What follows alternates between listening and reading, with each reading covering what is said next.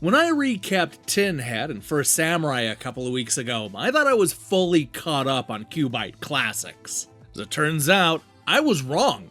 All the way back in June, QuByte and Piko released a port of Jim Power: The Lost Dimension, a 16-bit oddity that used 3D as a way to stand out from the rest of the platformers on the market. That's cool and all, but is this game actually worth playing? To answer that question, I decided to flip through the pages of Electronic Gaming Monthly, GamePro, Superplay, and more classic magazines to see what the critics said back when Jim Power first came out. Grab your trusty jetpack because this is a long overdue episode of QuByte Classics Review Crew.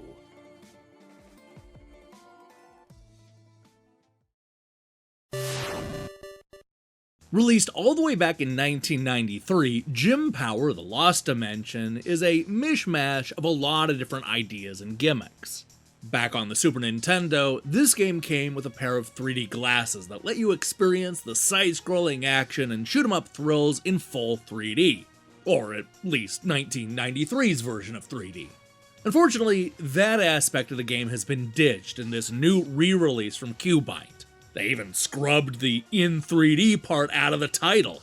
The good news is that there's still a lot of science fiction excitement to be had in this brand new port.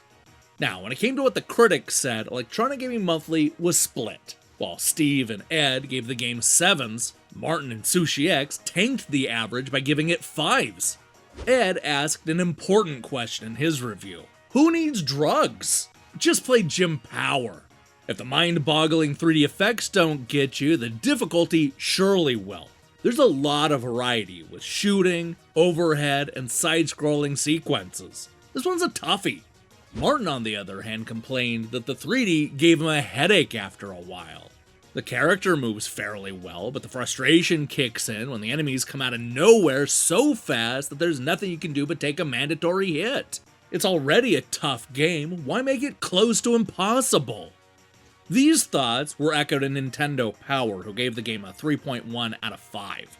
Game Players went as high as giving it a 76%. That turns out to also be the score that Superplay gave the game in their 23rd issue. They called it a slightly above average platformer that is helped by the lovely graphics. But once you've oohed and awed over it, the game underneath is another platformer. This was basically in line with GamePro, who gave the game a 4 out of 5. They said that Jim Power: The Lost Dimension is a good game that tosses the classics at you. Classic storyline, classic overhead view gaming, classic shoot-'em-up, and classic 3D glasses. There ought to be something here for anyone who likes shoot-and-scoot action. Now, if you're wondering, Sega Visions was the magazine that gave Jim Power the lowest score, giving it a pathetic 2 out of 5, Visions warned, don't let the hype fool you. Jim Power is a solid side-scroller. The hero's changing persona keeps you on your toes. You play in human form in one level, as a rocket in another, and so on. On the flip side, Video Games, the ultimate gaming magazine, gave it the highest score with a 9 out of 10. Who's Jim Power? No, he's not the former baseball player who advertises underwear. This extremely well-done multi-format action game sets a new standard for graphics and color intensity. And it's in 3D. All we need now is a sequel. Unfortunately, Jim Power's 3D adventures ended in 1993.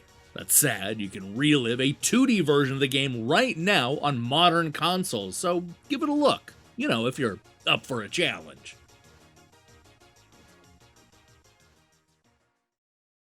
Hey, thanks for watching us talk about Jim Power. Yeah, sorry about the delay on this episode, but Jim Power just snuck right past me. Not sure how I missed it. Hopefully this means that I'm all caught up on the QuByte Classics.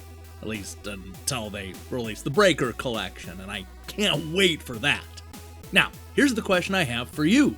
Do you like it when games are in 3D? You know, it feels like the technology rears its head every so often, and then just fades away just as quickly.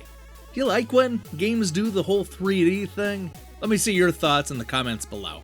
In other news, we'll be back tomorrow with the penultimate episode of Next Generation's 5-star reviews. We're also going to have a holiday poem on Saturday, so you're definitely going to want to tune in for that. In the meantime, I strongly recommend you click that subscribe button and support what we're doing here. Until then,